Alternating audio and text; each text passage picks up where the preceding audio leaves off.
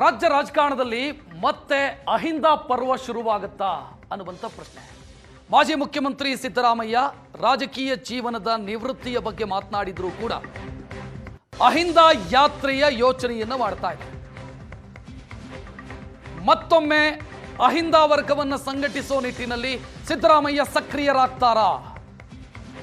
3-4 ತಿಂಗಳಲ್ಲಿ ಅಹಿಂದ ಯಾತ್ರೆಗೆ ಸಿದ್ದರಾಮಯ್ಯ ಸಜ್ಜಾಗ್ತಾರೆ ಅಂತ ಅವರ ಆಪ್ತರು ಹೇಳ್ತಾ ಇದ್ದಾರೆ. ಆಪ್ತರ ಬಳಿ ಈಗಾಗಲೇ ಇದರ ಬಗ್ಗೆ ಚರ್ಚಿಸಿದ್ದಾರಂತೆ ಸಿದ್ದರಾಮಯ್ಯ.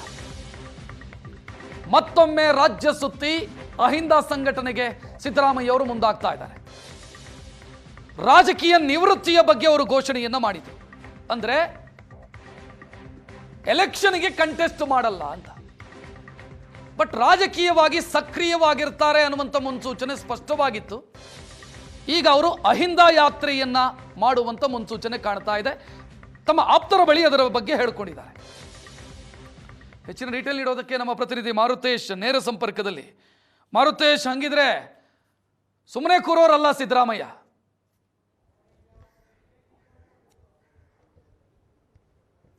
ಖಂಡಿತ ಸಿದ್ದರಾಮಯ್ಯ ಸುಮ್ಮನೆ ಕೂರುವಂತಹ ವ್ಯಕ್ತಿತ್ವದವರಲ್ಲ. ಅವರು ಚುನಾವಣಾ ರಾಜಕೀಯದಿಂದ ನಿವೃತ್ತಿ ಘೋಷಣೆ ಮಾಡಿದ್ರು ಕೂಡ ನಾನು ಸಕ್ರಿಯ ರಾಜಕಾರಣದಲ್ಲಿ ಇರ್ತೇನೆ, ಜನರ ಕಷ್ಟ ಸುಖಗಳಿಗೆ ಸ್ಪಂದಿಸ್ತೀನಿ ಎನ್ನುವಂತ ಮಾತನ್ನು ಹೇಳಿದ್ರು. ಈಗ ಅದರ ಮುಂದುವರಿದ ಭಾಗವಾಗಿ ಇನ್ನು 3-4 ತಿಂಗಳಿನಲ್ಲಿ ಅವರು ಇಡೀ ರಾಜ್ಯಾದ್ಯಂತ ಅಹಿಂದ ಹೆಸರಿನಲ್ಲಿ ಸಂಘಟನೆ ಮಾಡೋದಕ್ಕೆ, ಇಡೀ ರಾಜ್ಯಾದ್ಯಂತ ಓಡಾಟವನ್ನ ಮಾಡೋದಕ್ಕೆ ಒಂದು ಪ್ಲಾನ್ ಅನ್ನ ರೂಪಿಸಿದ್ದಾರೆ ಎನ್ನುವಂತ ಮಾಹಿತಿಗಳು ಕೂಡ ಲಭ್ಯವಾಗ್ತಾ ಇದೆ. ಈ ಹಿಂದೆ ಜೆಡಿಎಸ್ ಅನ್ನ ಬಿಡುವಂತ ಸಂದರ್ಭದಲ್ಲಿ ಸಿದ್ದರಾಮಯ್ಯ ಇದೇ ಅಹಿಂದ ಹೆಸರಿನಲ್ಲಿ ಪಕ್ಷ ಸಂಘಟನೆ ಮಾಡೋದ್ರ ಮೂಲಕ, ಅಂದ್ರೆ ಅವರ ಒಂದು ವರ್ಚಸ್ಸು ಮತ್ತು ವ್ಯಕ್ತಿತ್ವವನ್ನು ಮತ್ತೊಂದು ಹಂತಕ್ಕೆ ತೆಗೆದುಕೊಂಡು ಹೋಗುವ ರೀತಿಯಲ್ಲಿ ಅಹಿಂದ ಸಮಾವೇಶಗಳು ನಡೆದವು. ಈಗ ಅದರ ಮುಂದುವರಿದ ಭಾಗವಾಗಿ ತನ್ನ ಮುಖ್ಯಮಂತ್ರಿ ಸ್ಥಾನದಿಂದ ಕೆಳಗಿಳಿಸಿದ ಮೇಲೆ ಅವರ ವರ್ಚಸ್ಸು ಕಡಿಮೆ ಆಗಬಾರದು ಅಥವಾ ನನ್ನ ಬೇಕು ಅನ್ನುವ ಕಾರಣಕ್ಕಾಗಿ ಸಿದ್ದರಾಮಯ್ಯ ಅಹಿಂದ ಯಾತ್ರೆಯನ್ನ ಕೈಗೊಳ್ಳುವಂತಹ ತೀರ್ಮಾನವನ್ನ ಕೈಗೊಂಡಿದ್ದಾರೆ. ಇದು ಎಲ್ಲಿಯ ಯಾವ ಹಂತಕ್ಕೆ ಹೋಗಿದೆ ಅಂತ ಹೇಳಿದ್ರೆ ರಕ್ಷತ್, ರಾಜ್ಯದ ಹೈಕಮಾಂಡ್ ನಾಯಕರ ಜೊತೆಗೆ ಒಂದು ನಿಕಟ ಸಂಪರ್ಕ ಇರುವಂತಹ ನಾಯಕರು ಈ ರೀತಿ ಅಹಿಂದ ಯಾತ್ರೆ ಅಥವಾ ಅಹಿಂದ ಸಂಘಟನೆಗೆ ಪ್ರತ್ಯೇಕವಾಗಿ ಸಿದ್ದರಾಮಯ್ಯನವರು ಹೋದ್ರೆ ಅದು ಕಾಂಗ್ರೆಸ್ನ ಒಳಗಡೆ ಆಂತರಿಕ ಬೆಳವಣಿಗೆಗೆ ಕಾರಣ ಆಗಬಹುದು. ಇದು ಬಣ ರಾಜಕೀಯಕ್ಕೆ ಮತ್ತೊಂದು ಮುನ್ನುಡಿ ಬರೀಬಹುದು. 2028ರ ಚುನಾವಣೆಗೂ ಕೂಡ ಇದು ಸಮಸ್ಯೆ ಆಗಬಹುದು ಅನ್ನುವಂತ ನಿಟ್ಟಿನಲ್ಲಿ ಹೈಕಮಾಂಡ್ ನಾಯಕರಿಗೂ ಕೂಡ ಮಾಹಿತಿಯನ್ನ ರವಾನೆ ಮಾಡಿದ್ದಾರೆ.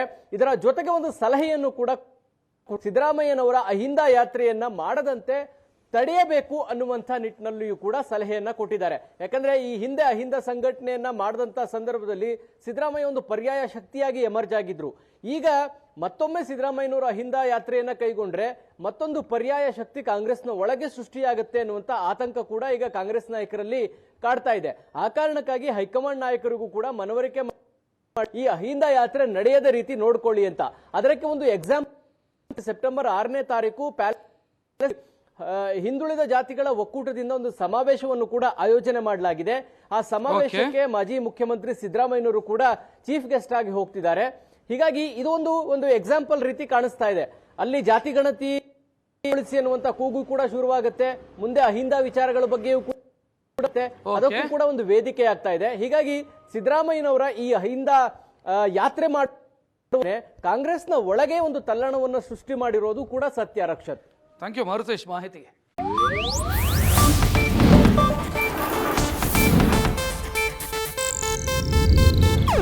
ಇದು ಏಷ್ಯಾನೆಟ್ ನ್ಯೂಸ್ ನೆಟ್ವರ್ಕ್ ಪ್ರಸ್ತುತಿ.